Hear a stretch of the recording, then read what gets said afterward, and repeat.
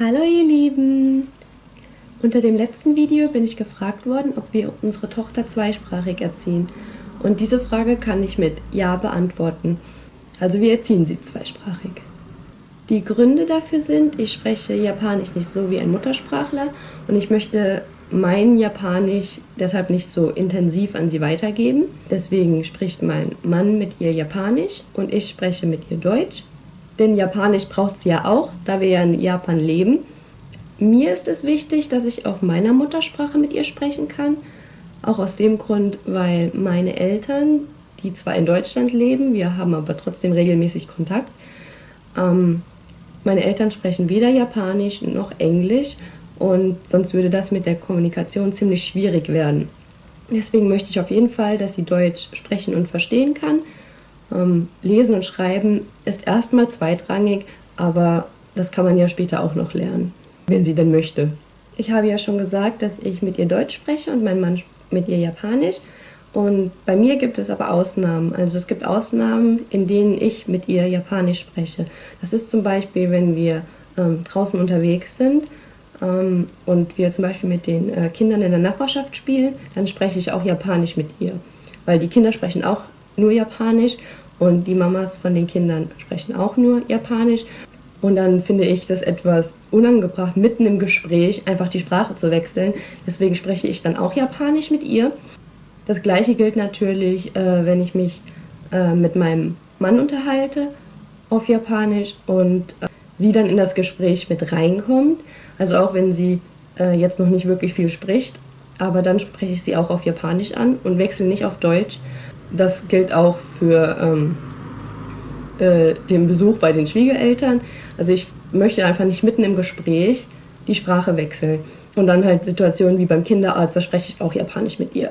Aber ich spreche auch draußen Deutsch mit ihr, wenn zum Beispiel wir gerade nicht aktiv in irgendeinem Gespräch mit irgendjemandem sind. Dann spreche ich auch Deutsch mit ihr. Wir werden nämlich des Öfteren mal angesprochen, meistens von älteren Damen, die sie ja so unglaublich süß finden.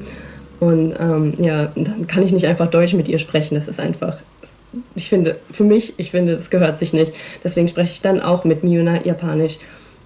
Meine Hoffnung ist halt, dass sie so lernt, dass es nicht okay ist, einfach so zwischen den Sprachen hin und her zu wechseln, weil momentan bin ja nur ich die Einzige, die beide Sprachen versteht, wo das halt kein Problem wäre. Aber alle anderen Leute in unserer Umgebung zum Beispiel, die sprechen kein Deutsch und dann, ja, es ist etwas schwierig, wenn sie dann alles so durcheinander wirft. Ich hoffe, dass sie so lernt, das zu trennen voneinander.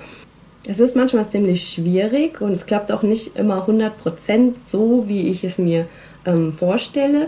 Aber wir haben ja selbst keine Erfahrung damit, also mit zweisprachiger Erziehung. Mein Mann und ich sind beide nur einsprachig erzogen. Deswegen müssen wir uns selbst da erstmal herantasten und für uns den besten Weg finden.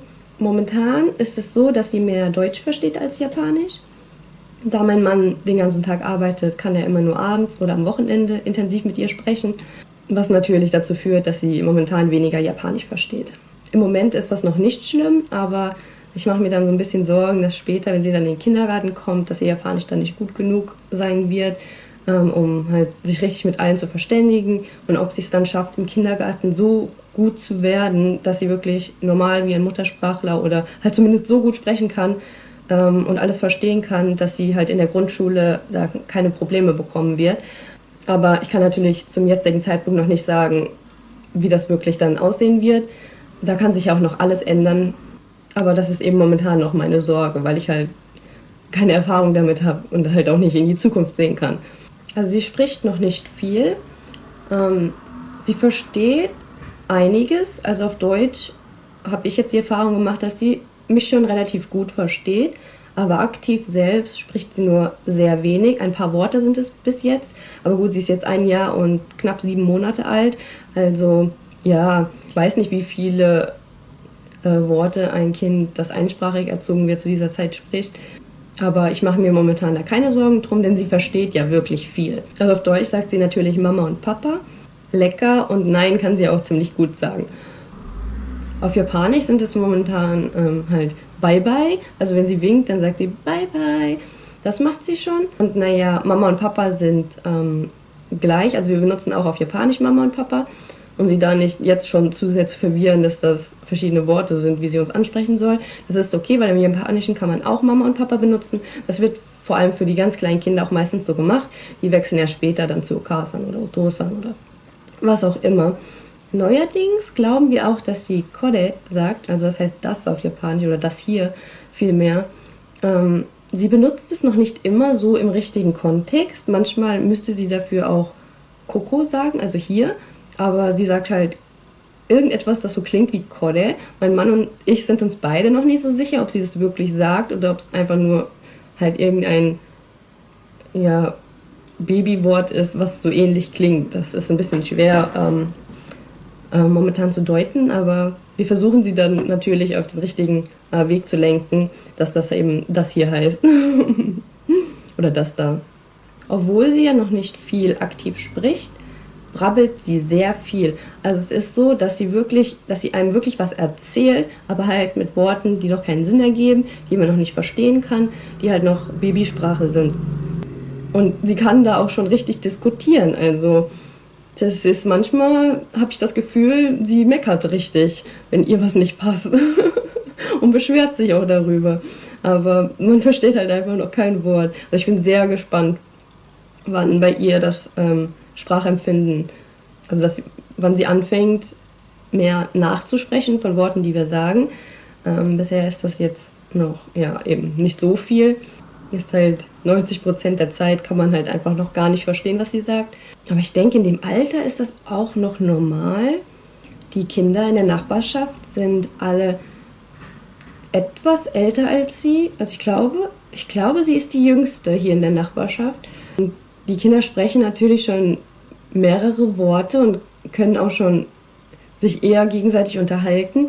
Und ich beobachte dabei, dass Miuna schon, also sie spielt auch mit und das darf sie ja auch und das ist auch alles kein Problem, aber sie kann nicht kommunizieren mit den Kindern. Sie versteht noch nicht genau, was sagen die Kinder. Die Kinder verstehen nicht, was sie sagt. Deswegen steht sie oft da und beobachtet die Kinder. Also ich glaube, dass sie halt auch lernt, was sagen die Kinder und in welchem Zusammenhang sagen es die Kinder. Also ich denke, dass sie halt gerade in dieser Phase ist, wo sie wirklich alles in sich aufnimmt und versucht, die Sprachen voneinander zu trennen. Also das ist jetzt mein Empfinden, weil sie wirklich sehr aufmerksam ist und auch immer zuhört. Und ich glaube, sie merkt den Unterschied zwischen Deutsch und Japanisch, aber wir werden sehen, wie das dann halt sich verhalten wird, wenn sie wirklich mehrere Worte in beiden Sprachen sprechen kann und ob sie dann mischt oder voneinander trennt. Das müssen wir erst noch abwarten. Deswegen kann ich zu dem Thema hier auch gerne nochmal ein Folgevideo machen. Vielleicht, wenn sie in den Kindergarten kommt. Bis dahin müsste sich ja noch einiges geändert haben. Oder beziehungsweise wenn sie im Kindergarten ist, dann wird sich das ja auch nochmal verändern, weil dann Japanisch viel intensiver in ihrer Umgebung ist. Oder halt, wenn sie dann in die Grundschule kommt. Aber das dauert ja alles noch ein bisschen. In den Kindergarten kommt sie wahrscheinlich 2020. Da bin ich mir noch nicht ganz so sicher, ob das alles so klappt, wie wir uns das vorstellen. Aber wir haben das jetzt erstmal so angepeilt. Mir ist es lieb, wenn sie mit 3 Jahren in den Kindergarten kommt, einfach damit sie wirklich die Zeit hat, die ganze Zeit im Kindergarten hat, halt Japanisch so zu lernen in ihrer Umgebung, dass sie halt in die Schule gehen kann.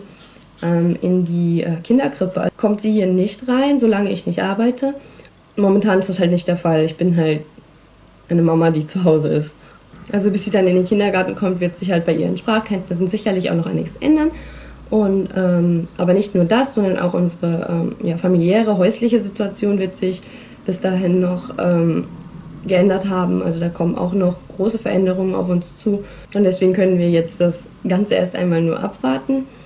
Zum aktuellen Zeitpunkt kann ich deshalb leider nicht mehr zum Thema bilinguale Erziehung sagen, weil wir eben selbst erst herausfinden müssen, wie sich das alles entwickelt und ob das gute Ansätze sind oder ob wir vielleicht noch was verändern sollten. Aber das ist jetzt zumindest alles das, was wir jetzt gerade aktuell so machen. Wenn jemand von euch schon Kinder hat, kann man mir auch gerne in den Kommentaren Tipps hinterlassen. Darüber wäre ich sehr, sehr dankbar. Ihr könnt mir aber selbstverständlich auch zu anderen Themen noch Fragen stellen, wenn es noch etwas gibt, das euch interessiert. Also Fragen sind da auch immer gern gesehen. Ja, dann war es das auch erstmal wieder. Danke fürs Anschauen. Bis zum nächsten Video. Bye, bye!